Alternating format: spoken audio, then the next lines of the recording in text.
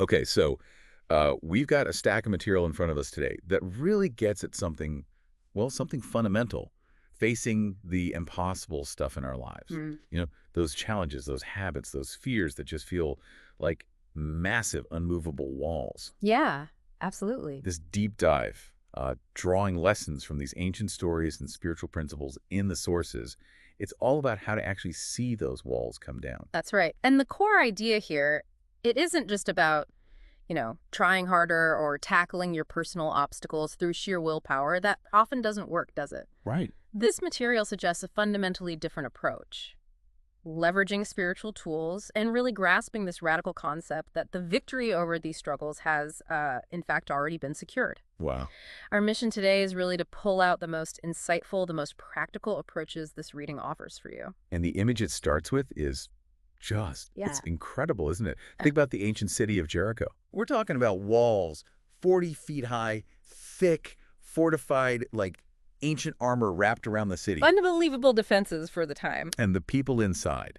The source describes them as, well, ferocious, barbaric, even practicing child sacrifice. Yeah, pretty grim picture. So this wasn't just a barrier. It was a fortress that had apparently laughed off every conventional attack before. Right. It withstood sieges.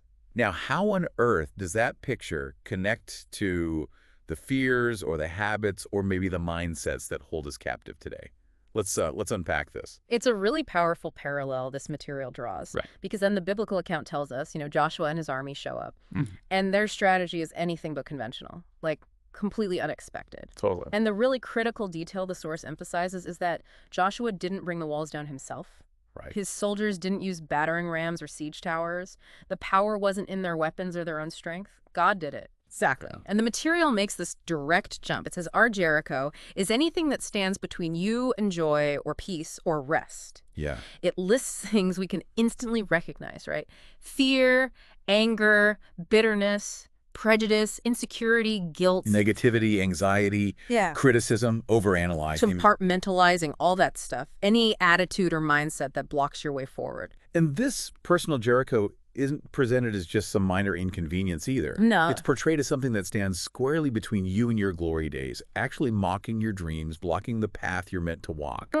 And this idea of living in that promised land place God has for you, it requires what this material calls disinheritance from the devil. Okay. Satan resists this, absolutely. Yeah. But the really profound insight here is that he ultimately cannot win because, according to this source, God has already declared your victory. Wow. So if the victory's already won, what does that look like for us? Well, think about God's words to Joshua, right? Yeah. Joshua 1.6, be strong and of good courage. The source highlights that this wasn't a call to sort of cower before the problems or the giant walls. It was a command to take possession of the land God had already given him. Ah, okay. So it's not about earning it, it's about receiving it. Exactly. What's fascinating here is the distinction the material makes. God didn't tell Joshua to go take the city of Jericho. Right. He told him to receive the city that God had already taken. That's a huge shift in perspective. It is. Joshua didn't march around hoping he might win. He marched knowing God had already won the battle on his behalf. Okay. Okay. And the material applies this directly to your own struggles. It doesn't say, go break your bad habit. No. It says, I have broken the bad habits of your life. Receive the blessing of my victory. It's a done deal, spiritually speaking, and this connects directly to that concept of being a co-heir with Christ. Right, I saw that mentioned. Because Jesus was decisively victorious over sin and death, this teaching suggests you are destined for victory too. It's part of your inheritance. So the question shifts. Exactly. It shifts from if you will overcome your struggles to when. That really challenges that tendency we all have, to self-label. Oh, absolutely. Saying things like, oh, I'm just a worrier, or gossip is my weakness. That's just who I am. Yeah, I'll never change. Right. The material warns that these words, they actually create alliances. They give ground to the enemy. Mm-hmm. So the fundamental call here is to live out of your inheritance, which is God's promises and the victory already won for you, rather than being defined and limited by your current circumstance, the problem or the stronghold you're facing right now. Okay, so if victory is already won and our walls are these internal mindsets, these strongholds, how do we actually see them fall? Well, the unconventional strategy at Jericho is the key. It points to the nature of the fight itself. Which is? Spiritual warfare. Every significant battle, ultimately, is presented in this material as a contest with Satan and his forces, what the reading calls his wiles, or methodia, his cunning methods and strategies. Got it. So regular tools won't cut it. Precisely. Hmm. And this is why human tools often aren't enough. The material points to 2 Corinthians 10, verses 3 and 4, which talks about spiritual weapons. Right. Weapons that are mighty in God for pulling down strongholds. Ah, strongholds. Okay, let's define that based on the source. It says they aren't just physical barriers, but specifically mindsets or attitudes. Yeah, exactly. It quotes 2 Corinthians 10 again, calling them arguments and every high thing that exalts itself against the knowledge of God. So, like a conviction or an outlook or a belief system that interferes with God's truth about you or your situation. Spot on. It's essentially a false premise, a lie you believe that denies one of God's promises. And the examples given are just incredibly relatable. Aren't they? God could never forgive me. That's the stronghold of guilt. Or I could never forgive that person, resentment. Bad things always happen to me, self-pity. I have to be in charge, pride. I don't deserve to be loved, rejection. I'll never recover defeat. Oh, there are more. I must be good or God will reject me. That's performance orientation. Yeah. Or I'm only as good as I look, appearance. My value equals my possessions, materialism. It's a long list. It really covers a lot of ground where we can get stuck. And this concept of strongholds is crucial, especially when you see a statistic, the material sites. I mean, this was astonishing to me. Nearly 90% of Christians don't even recognize what they are. Yeah, that statistic really jumped out. It underscores why understanding this is so vital, doesn't it? Absolutely. If you don't know what you're fighting, you can't use the right weapon. Exactly. So, if the battle is spiritual, fought against these strongholds in the mind, what's the strategy? We look back to Jericho, right? We look back to Jericho. The Ark of the Covenant, the symbol of God's presence. It wasn't just somewhere off to the side. No, it was right in the middle. Right in the middle of the procession. Every single activity orbited around God's presence, keeping God central. Okay. So the corresponding spiritual weapons for our lives then are keeping God center stage and actively using worship, scripture, and prayer. The material also mentions other tools like hymns, songs, communion, scripture memorization, petition. Yeah, a whole arsenal. And it highlights how different this is from trying to tackle our personal Jerichos with, say, anger or blame, or just wishing the problem away. Those are human reactions, not spiritual weapons. Yeah.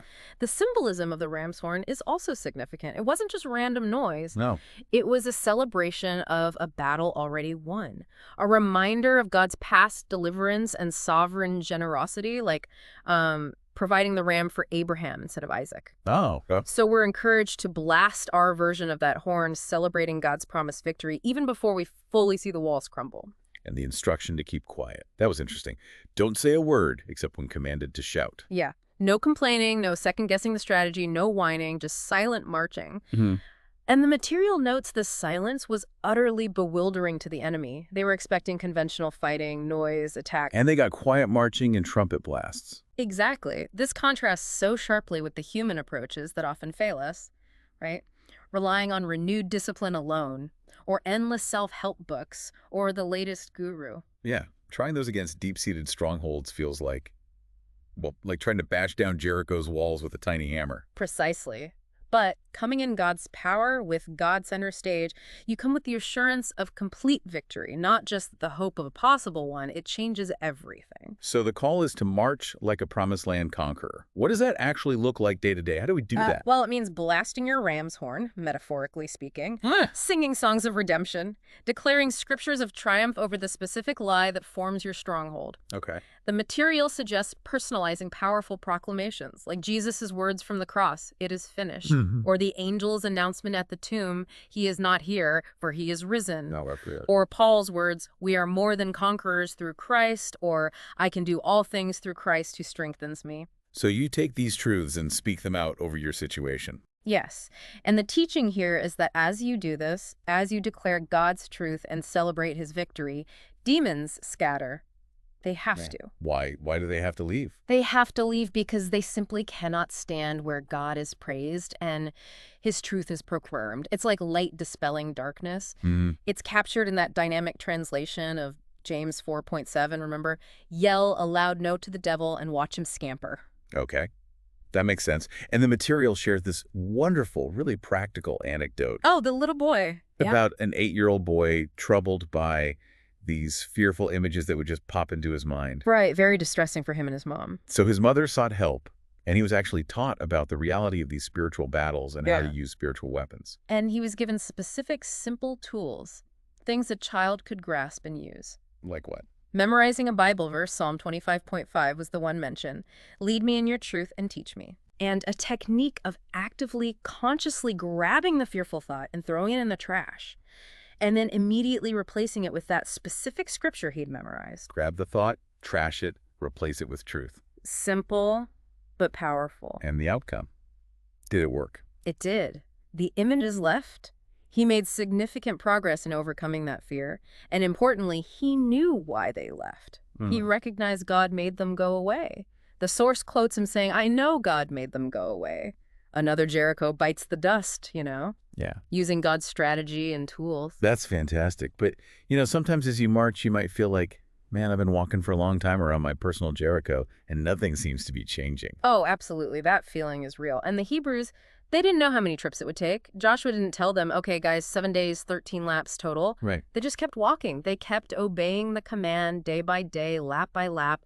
They simply remained obedient to the process God gave them. And the material strongly encourages that persistence, doesn't it? Yeah. It quotes 1 Corinthians 15.58. Yeah, be steadfast, immovable, always abounding in the work of the Lord, knowing that your labor is not in vain in the Lord.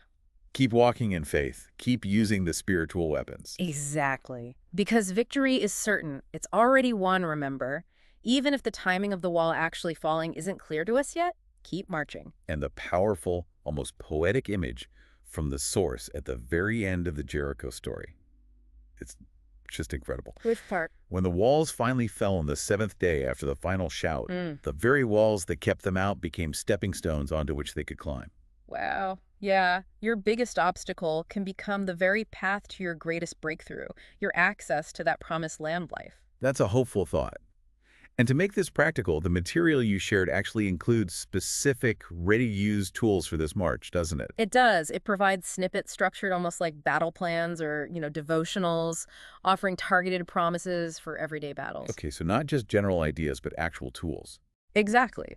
Each entry is designed to equip you with those specific spiritual weapons we discussed, usually including like a snippet for worship, a relevant scripture verse, and maybe a guided prayer prompt. So instead of just saying use scripture, it might give you a specific verse to declare over a stronghold, like maybe that Romans 8.37 about being more than conquerors. Right, or James 4.7 about resisting the devil and watching him flee. Okay, so these snippets provide the concrete tools, specific words for worship, specific promises from Scripture, specific ways to frame your prayers to use in the fight against those specific walls in your life, whether it's, fear or inadequacy or resentment or whatever it is. Precisely. It's about applying the spiritual weapons directly to the lie, the false premise that's forming the stronghold in your mind. It's about consistently moving from believing that false premise to actively declaring, celebrating, and embracing God's truth and promises that actually dismantle it. That's the process. That's the march. So ultimately, what this deep dive into your sources reveals is that facing your personal Jerichos, those strongholds, those mindsets, those habits that hold you captive, isn't fundamentally about summoning more of your own strength, is it? No. Or figuring out the perfect self-help technique. It's about recognizing and accessing God's victory, which has already been secured through spiritual means, keeping God center stage, engaging in worship, leaning on Scripture, and just persistent prayer. And the promise from the source material is really powerful and encouraging. If you engage in this spiritual warfare with God leading the way, using the tools he's provided, it is simply a matter of time before your Jericho comes down. It's not if, it's when. It's when. Keep marching. So here's a final thought for you, the listener. If your personal Jericho feels like this impenetrable wall, and we know it's built on a false premise that directly denies a specific promise God has made about you or your situation, how might focusing daily on just one of those specific promises from God, really meditating on it, declaring it out loud, thanking Him for it even before you see it, how might that begin to weaken the very foundation of that wall? Something for you to consider as you keep marching.